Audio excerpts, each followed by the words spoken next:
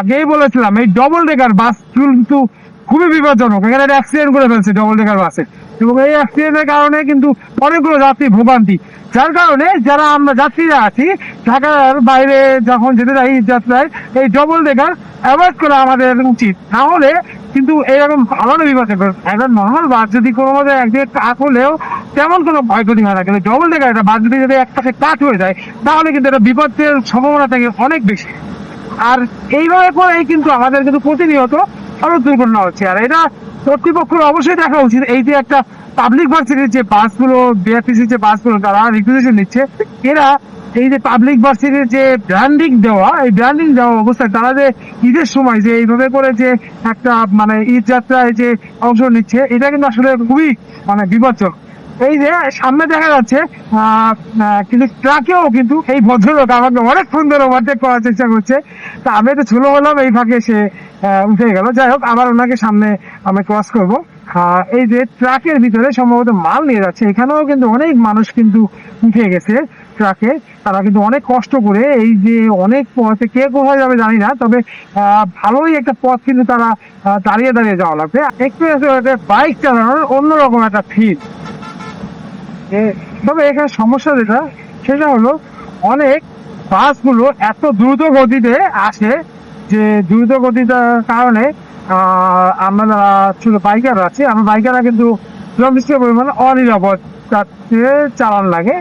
আর এই এক্সপ্রেসের আপনার বামের লেনগুলোতে আমরা চালাবো, সেটাও আসলে মানে নিরাপত্তা ওখানেও নেই।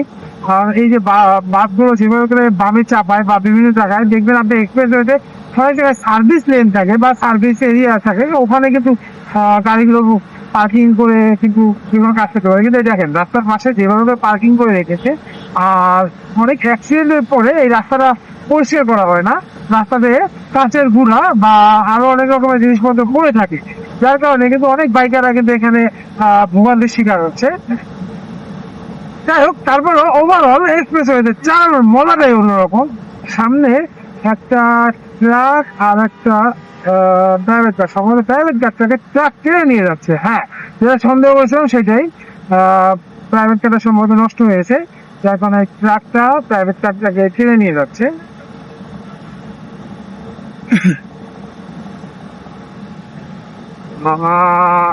আর বেশিক্ষণ লাগবে না, আর কিছুক্ষণের মধ্যে আমরা টোল ঘর ভাঙা টোল ঘরের সামনে চলে আসবো। এই ভাঙা মোড় পর্যন্ত আমরা সুন্দরভাবে জানাতে পারবো। এরপরে রাস্তাটা আসলে অত বেশি এটা নিরাপদ না বা অত ভালো না। এরা টু টু লেনের, যার কারণে দুই লেনের সড়কগুলোতে যেহেতু উঁচু নিচু থাকে, ভাঙাচোরা থাকে, সেক্ষেত্রে বাইক চালানোর ক্ষেত্রে যথেষ্ট পরিমাণ সমস্যা হয়। তারপরেও আসলে এই এক্সপ্রেস ওয়েতে অনেকক্ষণ চালালাম, ভালোই লাগলো আসলে। যতটুকু এখান থেকে এগিয়ে নেওয়া যায়, কারণ এর পরের রাস্তাগুলোতে হয়তো কম স্পিডে চালাতে হবে। এই ভদ্রলোকের গাড়িটা সুপার একটা গাড়ি, তার সম্ভবত পিস্টন গেছে, যার কারণে তার হলো ধোঁয়া বেরোচ্ছে। এখন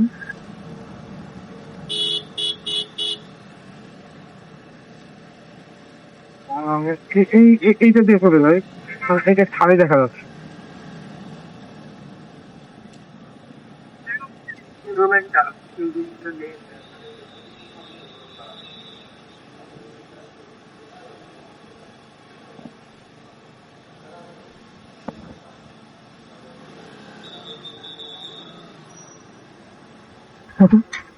হ্যাঁ, থ্যাংক ইউ।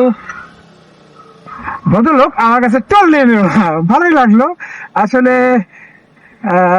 মানে যখন কোনো একটা জিনিস যেটা আপনাকে দিতেই হবে, সেই জিনিসটা যদি আপনার কাছ থেকে না নেয়, সেক্ষেত্রে কিন্তু ভালো লাগে। এখানে অনেক মানুষ কিন্তু একটু বিশ্রাম নিতে যাচ্ছে, আমিও একটু দেখি বিশ্রাম নেওয়ার চেষ্টা করি। এক্সপ্রেস ওয়েতে বসে এই যে সূর্য যে ডোবার যে সুন্দর একটা মানে দৃশ্য, এইটা উপভোগ করার মতো। আর মনে হচ্ছে যেমন আমরা কুয়াকাটা গেলে, কুয়াকাটা এরকম একটা রোড আছে, যে রোডটার মাথায় যে আপনার সমুদ্র। তা আমাকে অনেকাংশে এই যে ইয়ের উপরে ছিলাম, যখন ব্রিজটার উপরে ছিলাম, তখন ব্রিজটার উপরে বসে না আমার ওইরকম একটা ফিল পাচ্ছিলাম যে এই যে ঢাল থেকে নামলে সমুদ্র এবং সমুদ্রের পাশ থেকে সূর্যটা ডুবছে, এই অপরূপ দৃশ্যটা এক্সপ্রেসওয়েতে বসে দেখতে আপনি একদম মানে সমুদ্রের ফিলটা পাবেন। আর এক্সপ্রেসওয়েতে যেমন রাইড করার সময় আপনি অবশ্যই একটা রাইডের যে মজাটা, আর এইখান থেকে সূর্যটা ডুবার সিনটা দেখতে আসলে অনেক সুন্দর মনে হচ্ছে। আমি যত যাচ্ছি সূর্য তত তাড়াতাড়ি ডুবছে, এবং এই যে সুন্দর দৃশ্যটা দেখার মতো আসলে। যারা আসলে না দেখছে তারা আসলে ক্যামেরায় কতটুকু ওঠে আমি বলতে পারি না, বাট যতটুকু উঠুক না কেন আপনারা যদি সরাসরি দেখেন তাহলে জিনিসটা দেখতে আরো সুন্দর লাগবে। এই জন্যই হয়তো বা সন্ধ্যার দিকে ভাঙা যে এই যে চত্বরে প্রচুর মানুষের ভিড় জমে, খালি সম্ভবত এই সূর্য অস্তটা দেখার জন্য।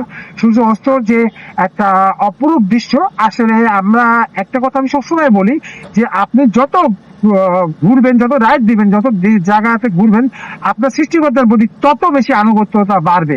কারণ আল্লাহর সৃষ্টি যে কত সুন্দর, এটা আপনি যদি ঘরে বসে থাকেন তাহলে আপনি বুঝবেন। আপনি ঘরে বসে বড়জোর আল্লাহ বৃষ্টি পড়লে বৃষ্টি দেখতে পাচ্ছেন, আপনার দেখতে পাচ্ছেন প্রাকৃতিক যে আবহাওয়াটা দেখতে পাচ্ছেন, সুন্দর একটা মৌসুম দেখতে পাচ্ছেন। বাট যত জায়গায় ঘুরবেন তত বিচিত্র টাইপের রূপ দেখতে পারবেন, আর তত আপনার আল্লাহর প্রতি আরো বেশি আনুগত্যতা প্রকাশ করতে পারবেন। কারণ আল্লাহর সৃষ্টি যে কতটা সুন্দর আপনি যত ঘুরবেন তত বুঝবেন। যাই হোক, আমরা কথা বলতে বলতে ভাঙা মোড়ে চলে আসছি। এই পর্যন্ত আমাদের সুন্দর একটা মানে কি বলে এটা ওয়েস্টার্ন ফিলের একটা রাস্তা ছিল। এরপর থেকে কিন্তু শুরু হয়েছে 2 লেনের রাস্তা, এবং 2 লেন বলতে কিন্তু আসলে 2 লেন বলা যায় না, কারণ এটা আমরা লেনটা আসলে এতটাই চিপা যে অনেক অনেক জায়গাতে এটাকে 1 লেন বললে কিন্তু মানে ভুল কিছু বলা হবে না। আর এই জায়গা থেকে দেখবেন প্রচুর লোক যারা ঢাকা থেকে বিভিন্ন যে বাসগুলোতে আছে, ফরিদপুরের বাস বা বিভিন্ন লোকাল বাসে করে ভাঙা পর্যন্ত আসছে, এখান থেকে তারা অপেক্ষায় আছে। যারা মাদারীপুর, বরিশাল, ঝালকাঠি, ভোলা বা বরিশালের যে 6টা জেলা আছে এই এদিকে যাবে, তারা অনেকেই এখানে দাঁড়িয়ে আছে যে কোনো একটা বরিশালের দিকের বাস যদি সামনে পড়ে যায় তাহলে সেই বাসে করে তারা চলে যেতে পারবে। যাই হোক, মোটামুটি এখন আমাদের ভোগান্তি শুরু। আমি আসলে এখানে ওভারটেক করাটা খুব বিপজ্জনক, কারণ এই জায়গাগুলোতে আসলে এতটাই চিপা। আর এই দেখেন এই বাসটা যেভাবে পার হচ্ছে এখান থেকে, ভাই চন্দ্রা আমাকে চাপাই দিও না। যাই হোক, মোটামুটি এই গ্যাদারিং ভাঙা মোড়ের যে গ্যাদারিংটা পার হয়ে গেছে, এখান থেকে কিন্তু ডান পাশে আমার প্রিয় কলিগ সুদেবদার বাড়ি। যদিও দাদার সাথে কথা হয়েছিল যে আমি যাওয়ার সময় তার এখানে দাঁড়াবো, কিন্তু আমরা যে সময় বেরোলাম সেই সময় আসলে এখন যদি দাদার এখানে দাঁড়াতে যাই কমপক্ষে আধা ঘন্টা নষ্ট হবে। আর যেটা বলছিলাম, এই যে রাস্তাটা আমি যখন সামনে আগাবো তত কিন্তু ভাঙাচোরা থাকবে। এই দেখেন অনেক রাস্তা কিন্তু ভাঙাচোরা যেভাবে বসতে থাকে, এই রাস্তাগুলোতে রাইড করা খুব বিপজ্জনক।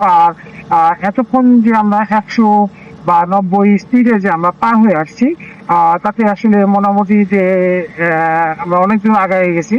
এখন বাকি যে প্রায় অলমোস্ট 92 কিলোমিটার আছে, এই পথটা আমার কিন্তু খুবই বৈরী রাস্তা। এই রাস্তার ভিতরে এরকম গর্ত, ভাঙাচোরা, উঁচু নিচু এবং চিকন এরকম অনেক জায়গা পাবো যেখানে আমার খুব সাবধানে রাইড করতে হবে। আমার এর মধ্যে যদি একটু বৃষ্টি শুরু হয় তাহলে তো আরো খারাপ অবস্থা। আমাদের এই যে রাস্তাটা ওভারঅল রাস্তা ঢাকার বাইরে বেরোনোর পরে এই একটা জায়গা আছে যেখানে আমাদের রেল ক্রসিং আছে। আমাদের দক্ষিণাঞ্চলের দিকে যেতে গেলে রেল ক্রসিং পরে, যদিও আমি আসলে লাস্ট ট্রেনে উঠেছি অনেক বছর আগে। আমি ছোটবেলায় যখন আমি 1-2-তে পড়ি, আমার তখন মনে পড়ে যশোর থেকে ট্রেনে করে খুলনায় আমার নানা বাড়িতে যেতাম। যাই হোক, আমার এই পুরো রাস্তাটা এরকমই থাকবে। আর একটু পরে অন্ধকারটা বেড়ে গেলে তখন আসলে ভিডিও করাটা খুব মানে কষ্টসাধ্য হয়ে যাবে, বা অলমোস্ট বলতে গেলে পসিবল হবে না। যাই হোক, আমরা অলমোস্ট মানে এটা ক্রস করে ফেলছি ভাঙা ছাড়া। আমরা মুকসেদপুরের কাছাকাছি বা মুকসেদপুরও হতে পারে, আমরা এই জায়গাটাতে কোনো সাইনবোর্ড দেখতে পাচ্ছি না, যার কারণে বলতে পারছি না যে আমরা মুকসেদপুর আসছি কিনা। আমার মনে হয় সম্ভবত আমরা মুকসেদপুরে এসে গেছি। এরপরে আসলে অন্ধকারের কারণে আমার ভিডিও আর সম্ভবত সামনে করা হবে না, আর ক্যামেরার চার্জও অলমোস্ট শেষ। যার কারণে আমি ভিডিওটা এখানে অফ করছি। তারপরেও বিশেষ কোনো মানে মুহূর্ত বা কোনো সিন থাকলে হয়তো বা ক্যামেরা অন করতে পারি।